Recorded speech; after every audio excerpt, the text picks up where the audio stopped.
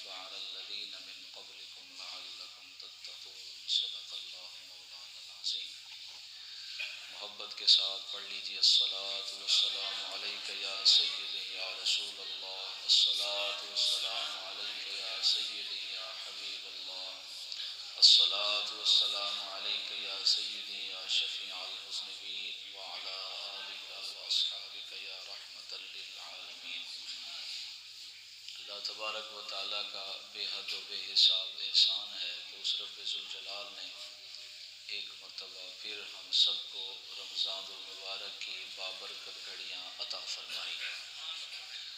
یہ نیکیوں کا موسم، یہ موسم بہارا، اللہ تبارک و تعالی ہمارے لیے مزید کرم کا، مزید بخشش کا سامان فرمائے۔ حضور صلی اللہ علیہ وسلم کا فرمان عالی شان ہے، حضور علیہ السلام فرماتے ہیں کہ جب رمضان المبارک تشریف لاتا ہے تو جنت کے دروازے کھول دیے جاتے ہیں، جہنم کے دروازے بند کر دیے جاتے ہیں اور شیطان کو باندھ دیا جاتا ہے۔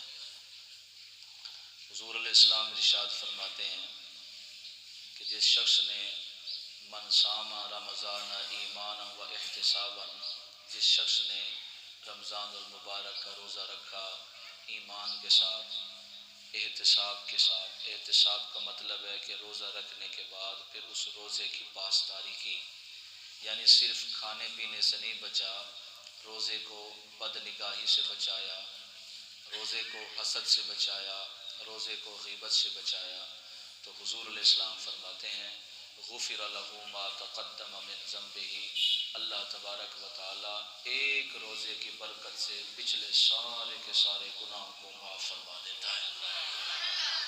میرے دوستو، ایک ہے رمضان شریف کو حاصل کرنا اور دوسرا ہے رمضان شریف میں نماز پڑھنا، عبادت کرنا، ذکر اذکار کرنا۔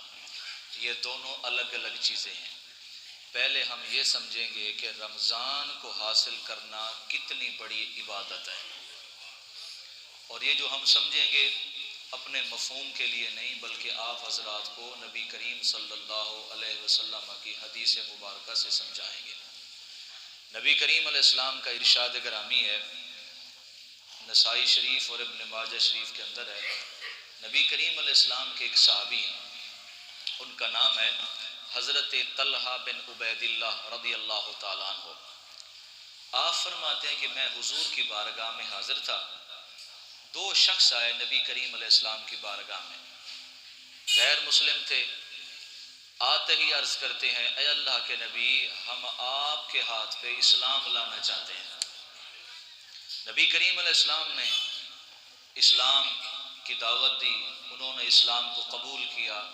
یہ سمجھنے کی بات ہے کہ اسلام قبول کرتا ہے، ہمارے ہاں تو اللہ کا فضل ہے کہ ہم اپنے آباء و اجداد سے اسلام کے نور سے منور ہیں۔ آپ نے دیکھا ہوگا جب بھی کوئی غیر مسلم مسلمان ہوتا ہے تو وہ اچھی شخصیت کو دیکھتا ہے، وہ دیکھتا ہے کہ عالم کون ہے، شیخ کون ہے، درویش کون ہے، یعنی جس کی تبلیغ سے وہ متاثر ہوتا ہے اس سے پاس جا کے اپنا ہاتھ پیش کرتا ہے اور اپنے آپ کو پیش کر کے اسلام قبول کرتا ہے۔ یعنی کسی کو مسلمان کیا عالم نے، کسی کو مسلمان کیا شیخ القرآن نے، کسی کو مسلمان کیا خطیب اسلام نے۔ کتنے خوش نصیب ہیں وہ لوگ جن کو بانی اسلام نے اسلام قبول فرمایا، اسلام قبول کرنے کا حکم دیا، اسلام قبول کر لیا۔ اسلام قبول کرنے کے فوراً بعد ہی وہ نیکی کرنے لگ گئے۔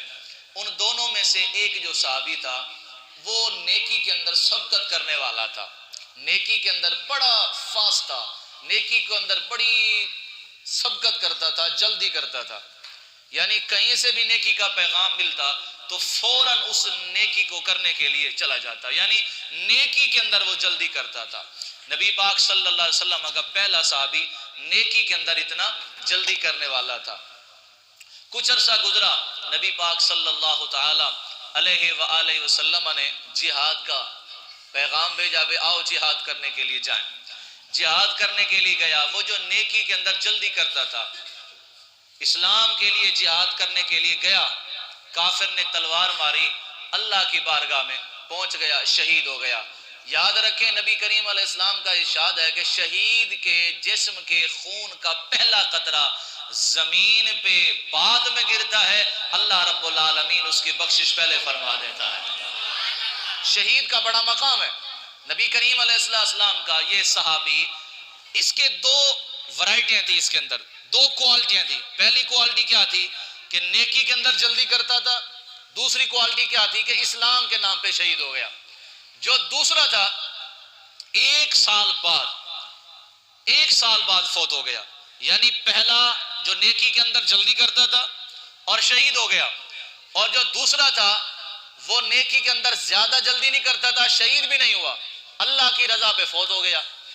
یہ دونوں فوت ہو گئے۔ اب صحابی جو روایت کرتے حضرت طلحہ بن عبید اللہ، وہ کہتے ہیں کہ نبی پاک صلی اللہ علیہ وسلم کے دونوں صحابی شہید فوت ہو گئے، اور میں رات کو سویا، رأیتو فی المنام، میں نے خواب میں دیکھا ان دونوں کو۔ کہاں؟ فرمایا انا عند باب الجنہ، میں خواب میں دیکھ رہا ہوں، حالت منام میں خواب میں دیکھ رہا ہوں کہ اس دنیا سے نکل کر میں جنت کے دروازے پہ پہنچ گیا ہوں، میں بھی جنت کے دروازے پہ ہوں، وہ دونوں بھی جنت کے دروازے پہ کھڑے ہوئے ہیں، میں بھی جنت کے دروازے پہ اور وہ دونوں بھی جنت کے دروازے پہ۔ اگر آپ توجہ سے اس حدیث کو سنیں گے تو بڑا مزہ آئے گا، محبت سے سنا دے سبحان اللہ۔ اور یاد رکھیں آج آپ نے سبحان اللہ ذرا بلند آواز سے کہنے کہ رمضان شریف ہے، برکتیں لوٹے، بولے سبحان اللہ۔ نبی پاک علیہ السلام کے دونوں صحابی کدھر ہیں؟ جنت کے دروازے پہ۔ توجہ سنیں، حضرت طلحہ بن عبید اللہ کیا کہتے ہیں؟ میں نے خواب میں دیکھا میں کدھر ہوں؟ جنت کے دروازے پہ، اور وہ دونوں جو پہلے فوت ہو چکے تھے وہ دونوں کدھر ہیں؟ جنت کے دروازے پہ۔ اب کدھر کس طرح سے خواب میں دیکھ رہے ہیں؟ حضرت طلحہ فرماتے ہیں اچانک جنت کا دروازہ کھلا، جنت کے دروازے سے جو رضوان جنت ہے، جنت کا مالک فرشتہ جس کو رب العالمین نے یہ طاقت دی ہے کہ وہ جسے چاہتا ہے رب کا آرڈر ہوتا ہے جنت میں لے جاتا ہے، اچانک اس نے باب جنت کھولا، دروازہ جنت کھولا، سبحان اللہ۔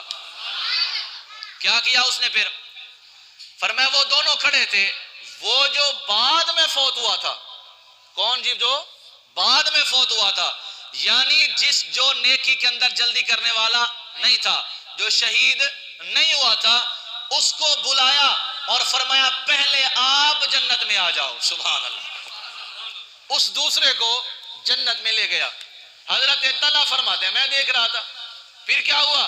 فرماتے ہیں پھر تھوڑی دیر کے بعد پھر دروازہ کھلا، توجہ سے سنیے، پھر دروازہ کھلا، جیسے دروازہ کھلا تو اب اس کو بلایا جو نیکی کے اندر جلدی کرنے والا تھا اور جو اللہ کی رضا پہ شہید ہو چکا تھا، اب اس کو بلایا، آ جاؤ بھائی۔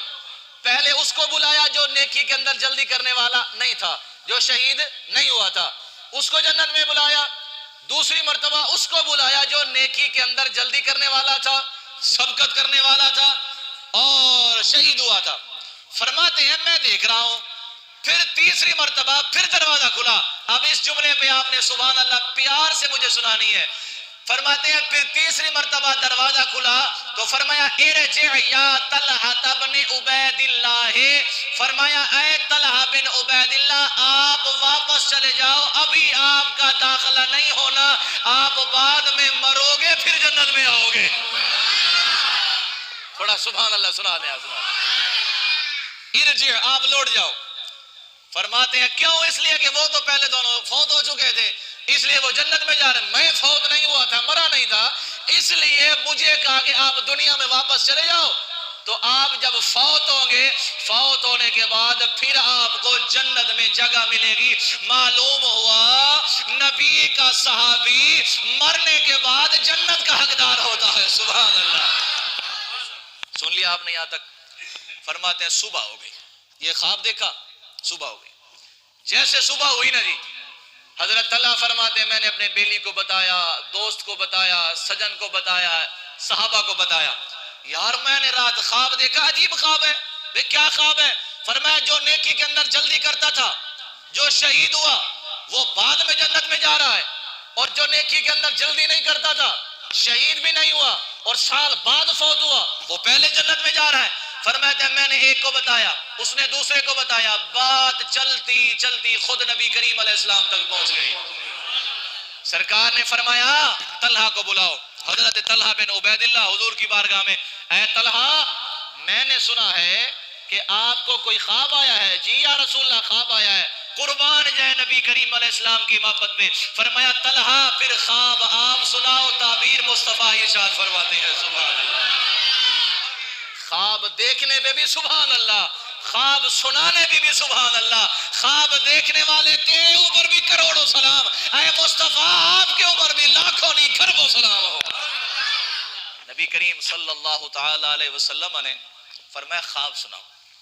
اب حضرت طلحہ خواب سنا رہے ہیں، حضور نے فرمایا بولو۔ عرض کرتے ہیں یا رسول اللہ یہ بات سمجھ نہیں آتی، میرے سامنے دونوں اسلام لائے تھے، ایک ہی مجلس میں اسلام لائے تھے، ایک ہی جگہ پہ اسلام لائے تھے، میں موجود تھا اور دونوں اچھے تھے، نیک تھے، ان میں سے ایک نیکی کے اندر جلدی کرتا تھا اور وہی کچھ عرصے بعد شہید ہو گیا، اور دوسرا 1 سال بعد فوت ہوا، نہ نیکی کے اندر جلدی کرتا تھا، نہ شہید ہوا، نہ تلوار اٹھائی، نہ زخم کھائے، نہ زخم حاصل کیے، وہ پہلے جنت میں جا رہا ہے، اور جو شہید ہوا وہ بعد میں جنت میں جا رہا ہے۔ یا رسول اللہ یہ بات سمجھ میں نہیں آتی۔ میرے مصطفیٰ نے فرمایا مصطفیٰ کس لیے بیٹھے ہیں؟ جب مشکل پڑے مصطفیٰ کے دروازے پہ آ جایا گا۔ اعلیٰ حضرت عظیم البرکت شاہ امام احمد رضا فرماتے ہیں میرے نبی سے گر خطرہ کسی نے مانگا دریا بہا دیے ہیں اور در بھی بہا دیے ہیں، ان کی مہکن دل کے غلچے کھلا دیے ہیں، جس راہ چل دیے ہیں اور سب غم بھلا دیے ہیں۔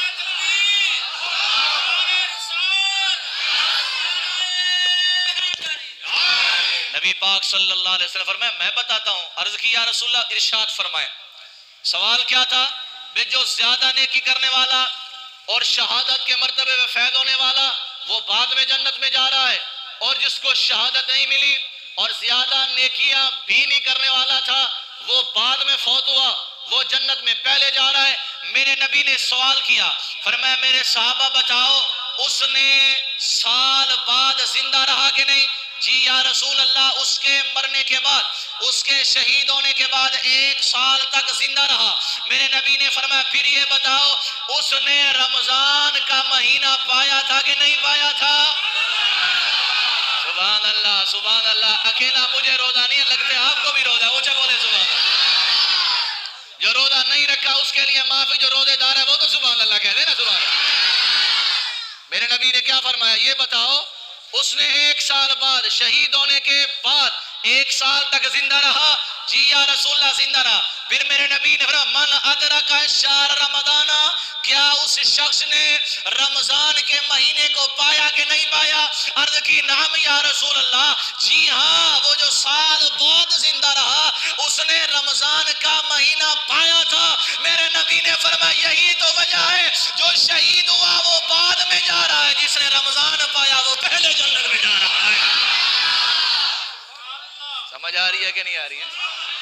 کیا میرے نبی نے فرمایا جس نے رمضان پایا وہ پہلے جنت میں جا رہا ہے؟ اگر آپ اجازت دیں تو حضور علیہ السلام کا ایک جملہ حدیث کا باقی ہے، سنا دو، اونچا بولے سبحان اللہ۔ یہ صرف رمضان کا پانا ہے، ابھی حضور نے یہ نہیں کہا کہ روزہ رکھا ہے کہ نہیں رکھا، سبحان اللہ۔ ابھی حضور نے یہ نہیں پوچھا کہ اس نے تراویح پڑھی ہے کہ نہیں پڑھی، ابھی حضور نے یہ نہیں کہا کہ اس نے سحری کی ہے کہ نہیں کی۔ حضور علیہ السلام نے صرف اتنا فرمایا کہ رمضان کو پایا۔ معلوم ہوا رمضان کا پانا اتنی عبادت ہے، پھر روزہ کتنی عبادت ہوگی۔ پھر میرے نبی نے فرمایا یہ تو تعجب والی بات ہی نہیں ہے، سبحان اللہ۔ حضور نے کیا فرمایا؟ یہ تعجب والی بات، حالانکہ بات تعجب کی ہے، بات تعجب کی ہے، حضور نے کیا فرمایا؟ یہ تو تعجب کی بات ہی نہیں ہے، عجیب بات ہے، وہ 1 سال زندہ رہا، رمضان پایا، جنت میں پہلے جا رہا ہے، بات تعجب کی ہے۔ میرے نبی فرماتے ہیں یہ تعجب کی بات نہیں۔ یا رسول اللہ کیسے؟ میرے نبی نے فرمایا یہ تو اس نے رمضان پایا، آگے میرے نبی نے فرمایا کہ جنت کے اندر وہ بھی گیا ہے اور جنت کے اندر یہ بھی گیا ہے۔ اب مجھ سے پوچھو دونوں کے درمیان جنت کے درجوں کا فاصلہ کتنا ہے؟ دونوں کے درجوں کے اندر جنت کا فاصلہ کتنا ہے؟ یا رسول اللہ کتنا ہے؟ فرمایا ابعد ما فی السماء والارض۔ میرے نبی نے فرمایا جس نے شہادت کا مرتبہ حاصل کیا اور جس نے نیکی کے اندر جلدی کی، فرمایا اس کے درمیان اور جس نے رمضان شریف کا مہینہ پایا، ان دونوں کے درمیان اتنا فاصلہ ہے جتنا زمین اور آسمان کا فاصلہ ہے۔ اب میں اس جملے پہ ببانگ دول کہہ سکتا ہوں، جس نے رمضان شریف پایا ہے اس کو اللہ اتنا انعام دے گا، جو رمضان کی قدر کرے گا اللہ اس کو کتنا انعام عطا فرمائے گا۔ اس لیے ہم کتنے خوش نصیب ہیں کہ اللہ نے رمضان جیسی عظیم نعمت عطا فرمائی ہے۔ یہ تھا رمضان کو پانے کا اجر۔ اب جملہ سنیے، حضور فرماتے ہیں جو رمضان میں روزے رکھے اس کو کتنا ثواب ملے گا، اور جو رمضان میں تراویح پڑھے اس کو کتنا ثواب ملے گا۔ تراویح سے مجھے یاد آیا، ہم بڑے جلد باز لوگ ہیں اور انتہائی سست لوگ ہیں۔ ہم کوشش کرتے ہیں وہ مسجد ڈھونڈی جائے جس میں صرف 8 رکعت تراویح ہوں۔ ایسے کرتے ہیں نا؟ آپ تو ایسے نہیں کرتے ہوں گے، میں اپنی بات کر رہا ہوں، میں ایسے کوشش کرتا تھا جب چھوٹا تھا، اب تو پڑھاتا ہوں مجبوری ہے، ایسے ہے نا جی؟ آپ تو نیک آدمی ہیں، کوئی اور ایسے کرتے ہوں گے، ہے نا جی، کہ 8 رکعت تراویح والی نماز پڑھیں، مسجد ڈھونڈیں جس میں 8 رکعت تراویح پڑھی جائے۔ کیوں جی؟ 8 بھی حضور علیہ السلام نے پڑھی ہے۔ میں نے کہا نہ اپنے مذہب کو چھوڑ نہ کسی کے مذہب کو چھیڑ، بات مختصر ہے، آپ حضرات کے سامنے میں اپنا عقیدہ نہیں بیان کر رہا، میں آپ حضرات کی خدمت میں مسئلہ بیان کر رہا ہوں۔ 8 رکعت تراویح پورے اسلام کے اندر کہیں ہے ہی نہیں، کہیں بھی نہیں ہے، اور کسی حدیث کے اندر نہیں ہے۔ ریکارڈنگ ہو رہی ہے، میں ایسے بات نہیں کر رہا۔ بخاری سے لے کر ابن ماجہ تک نہ تاریخ کی کسی کتاب کے اندر ہے نہ حدیث کی کسی کتاب کے اندر ہے کہ میرے مصطفیٰ نے 8 رکعت تراویح پڑھی ہو۔ میرے مصطفیٰ نے 8 رکعت تہجد کی نماز پڑھی ہے، تراویح نہیں پڑھی۔ تراویح اور ہے، تہجد اور ہے۔ دیکھیں بھائی، آپ تمام اہل علم تشریف فرما ہے، رمضان المبارک کا مہینہ ہے۔ میں آپ حضرات کی خدمت میں ایک سادہ سا مسئلہ بیان کرتا ہوں۔ 1440 میں مدینہ شریف کی مدینہ یونیورسٹی میں ایک مسئلہ آ گیا، پھر رمضان المبارک میں تراویح کتنی پڑھنی چاہیے؟ 20 پڑھنی چاہیے، 8 پڑھنی چاہیے، 12 پڑھنی چاہیے، 10 پڑھنی چاہیے؟ مسئلہ آ گیا۔ شیخ صالح رحمت اللہ علیہ نے، جو اس شعبے کے انچارج ہیں دارالفتاء کے، انہوں نے ایک ٹیم بنائی 40 افراد پہ، ریسرچر بلائے کہ تم لوگ یہاں، تمہیں کھانا بھی مہیا کیا جائے گا، تمہاری جو ضروریات کی چیزیں ہیں وہ تمہیں اسی یونیورسٹی کے اندر دی جائیں گی۔ مسئلہ ایک حل کرنا ہے کہ 1440 تک، 1400 سال پہلے جب سے رمضان کا روزہ فرض ہوا ہے، تراویح نبی کریم علیہ السلام نے پڑھی ہے، نبی سے لے کر 1440 تک جتنے عرصے گزرے ہیں اور جتنے سال گزرے ہیں، ریسرچ کرو بے کسی سال رمضان شریف میں 2 جگہوں پر، مدینہ شریف میں مرکزی مسجد میں اور خانہ کعبہ کی مرکزی مسجد میں، ڈھونڈو، تاریخ کی کتابوں کو کھنگالو، انبار لگاؤ، دیکھو مدینہ پاک میں اور مکہ پاک میں کبھی 8 رکعت تراویح پڑھی گئی ہے، 12 رکعت تراویح پڑھی گئی ہے، 10 رکعت تراویح پڑھی گئی ہے یا 20 پڑھی گئی ہے؟ فرمایا آج کل نہیں، 1 صدی نہیں، 2 صدی نہیں، 1400 سال پہلے سے لے کر 1440 تک یہ پوری کتابوں کو کھنگالو، پوری لائبریری کھنگالو، حدیث کی کتابوں کو پڑھو، مورخین کی تاریخوں کو پڑھو، مفسرین کی جناب والا تفسیروں کو پڑھو، محدثین کی حدیثوں پر جو انہوں نے شرح کی ہے ان کو پڑھو، تاریخ کی کتابیں، حدیث کی کتابیں، فقہ کی کتابیں، مفسرین کی کتابیں، اصول کی کتابیں، ساری کتابیں پڑھو، اور 1400 سال پہلے سے لے کر 1440 تک ساری تاریخ کی کتابیں پڑھو، اور مجھے ڈھونڈ کے دکھاؤ کہ 8 رکعت تراویح کسی زمانے میں مکے میں پڑھی گئی، مدینے میں پڑھی گئی، کسی زمانے میں پاکستان کے علاوہ دنیا کے کسی کونے کے اندر پڑھی گئی کہ نہیں پڑھی گئی؟ فرمایا 40 دن مسلسل اس فتوے پہ کام ہوتا رہا، مفسرین پڑھتے رہے، مفتیان عظام پڑھتے رہے، ریسرچ اسکالر ریسرچ کرتے رہے، مدینہ یونیورسٹی میں 40 دن کے بعد 1440 سال کا مجموعہ نکال کے انہوں نے فتویٰ سامنے رکھا، انہوں نے کہا جب سے مصطفیٰ نے پڑھی ہے اس وقت سے لے کر آج تک مدینہ میں بھی 20 پڑھی گئی ہیں، مکے میں بھی 20 پڑھی گئی ہیں۔ اب میرے دماغ میں مسئلہ آیا، جہاں سے اسلام شروع ہوا وہاں 20 پڑھی جاتی ہیں تو یہاں بھی 20 پڑھی جائے گی۔ اللہ سمجھ آئی ہے دوستوں کو کہ نہیں آئی؟ ہاں جی نہیں آئی سمجھ آپ دوستوں کو؟ کیا کہتے ہیں اسلام کہاں سے شروع ہوا؟ مدینہ شریف سے، مکہ شریف سے۔ تو میں نے کہا جب مکہ شریف سے اسلام شروع ہوا تو تراویح بھی وہاں سے شروع ہوئی ہے، بولے نا سبحان اللہ۔ اب آپ کہیں گے پھر یہ 8 والی بدعت کہاں سے شروع ہو گئی؟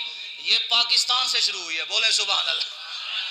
یہ بھی سبحان اللہ، اس وقت پاکستان نہیں بنا تھا، ایک مولانا ہے محمد حسین بٹالوی، غیر مقلد عالم ہے، ایک کتاب ہے الرسالہ، اس کے لکھنے والے بھی غیر مقلد ہیں، ان کا نام ہے شیخ محمد اسماعیل، صفحہ نمبر 27 پہ لکھتے ہیں اور صفحہ نمبر 34 اور 35 پہ لکھتے ہیں، فرمایا 1260 کے اندر دنیا کے اندر پہلی مرتبہ 8 رکعت تراویح پڑھی گئی، گجرانوالہ شہر کے قریب ایک گاؤں ہے وہاں پہ پڑھی گئی۔ میں نے کہا یہ گجرانوالہ کی پیداوار ہے اور 20 رکعت تراویح مدینے والے نبی کی پیداوار ہے، سبحان اللہ۔ اب آپ کی مرضی ہے مدینے والی تراویح پڑھیں یا گجرانوالہ کی تراویح پڑھیں۔ نبی پاک صلی اللہ تعالی علیہ وآلہ وسلم نے رمضان کی اندر 20 رکعت تراویح پڑھی ہیں۔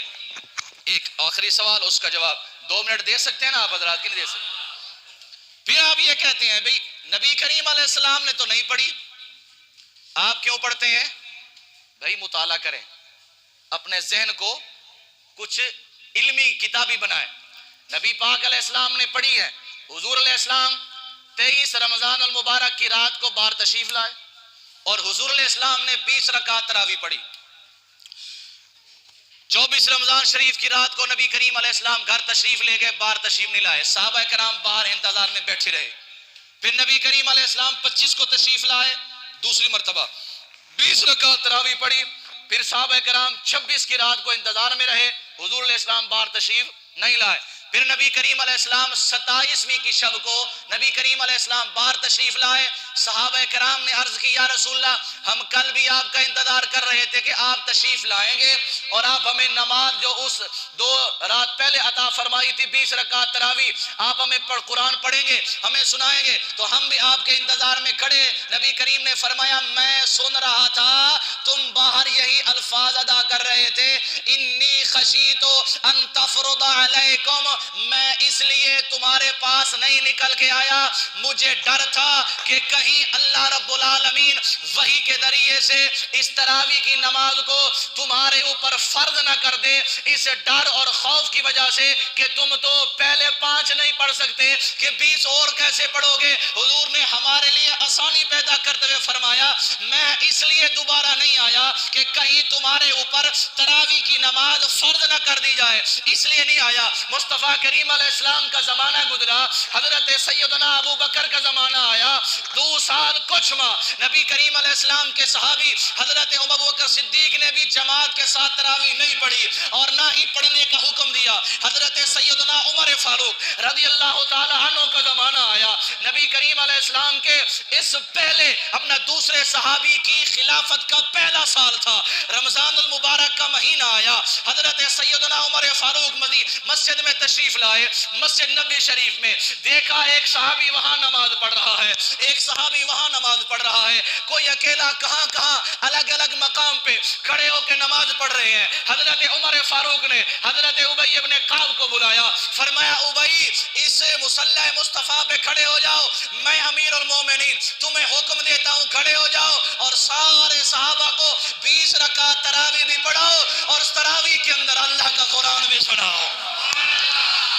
اب توجہ کرنی ہے باب توجہ. حضرت عمر نے کہا کہ کیا کرنی ہے, جماعت کرنی ہے. توجہ ہے نا جی آپ کی, کیا کرنی ہے جی, جماعت کرنی ہے. مصلی پہ کھڑے ہو جاؤ. اللہ اکبر کبیرہ. میرے جیسے بندے تھوڑے بیٹھے تھے وہاں پہ, آپ جیسے نیک لوگ وہاں تھوڑی بیٹھے تھے. حضور کے صحابہ کھڑے ہو گئے. عمر حضور نے تو جماعت نہیں کروائی, آپ کیوں کروا رہے ہیں؟ حضور نے تو جماعت نہیں کروائی, آپ تراویح کی جماعت کیوں کروا رہے ہیں؟ ابو بکر نے تو جماعت نہیں کروائی, آپ کیوں کروا رہے ہیں؟ اللہ اکبر, کمال, سبحان اللہ. معلوم ہوتا ہے وقت کا امیر المومنین ہو اس سے بھی نبی کے صحابہ پوچھ سکتے ہیں. سبحان اللہ. حضرت ابو عمر فاروق رضی اللہ تعالی عنہ نے فرمایا یہ بتاؤ کیوں نہیں پڑھ سکتے؟ کہا حضور نے نہیں پڑھی, ابو بکر نے نہیں پڑھی, ہم بھی نہیں پڑھیں گے. حضرت عمر نے فرمایا یہ بتاؤ حضور نے کیوں نہیں جماعت کرائی تھی؟ کہنے لگے حضور نے فرمایا تھا اگر میں لگاتار مسلسل تمہیں تراویح پڑھاؤں تمہارے اللہ کی طرف سے وحی آ جائے گی اور اس وحی کے ذریعے سے تمہارے اوپر تراویح فرض ہو جائے گی. میرے پیارے عمر نے ارشاد فرمایا اصل میں مسئلہ جو تم نے سنائی حدیث تم نے بھی صحیح سمجھا ہے اور میں نے جو سمجھا ہے وہ آپ کے سامنے پیش کر رہا ہوں. عمر نے فرمایا نبی نے اس لیے نہیں پڑھائی کہ آسمان سے وحی آئے گی اور اس وحی کے اندر حکم ہوگا کہ اے نبی ان پر تراویح کی نماز فرض کر دی گئی ہے. اب مجھے بتاؤ نبی زندہ ہے کہ نہیں؟ صحابہ نے کہا نبی زندہ نہیں ہے. پھر حضرت عمر نے کہا جب نبی زندہ نہیں ہے تو وحی بھی نہیں آئے گی. جس چیز کا ڈر تھا نہ مصطفیٰ موجود ہے نہ وحی آئے گی, لہذا ہم تراویح کو جماعت کے ساتھ پڑھیں گے. ہم فرض سمجھ کے نہیں پڑھیں گے, مصطفیٰ کی سنت سمجھ کے پڑھیں گے. اب آپ حضرات کی خدمت میں یہ میں نے تفصیل کے ساتھ عرض کر دیا ہے. تراویح پڑھنی ہے تو 8 پڑھنی ہے. 8 رکعت تراویح جائز نہیں ہے, 12 رکعت تراویح جائز نہیں ہے, 10 رکعت تراویح جائز نہیں ہے. مزے کی بات یہ کرونا والے سال میں بھی مدینہ اور مکہ شریف میں 10 تراویحیں پڑھی ہیں, 8 پھر بھی نہیں پڑھی گئی. اس لیے کوشش کیا کریں 12 نہیں پوری کی پوری 20 رکعت تراویح ادا کیا کریں. اللہ تبارک و تعالی عمل کی توفیق عطا فرمائے.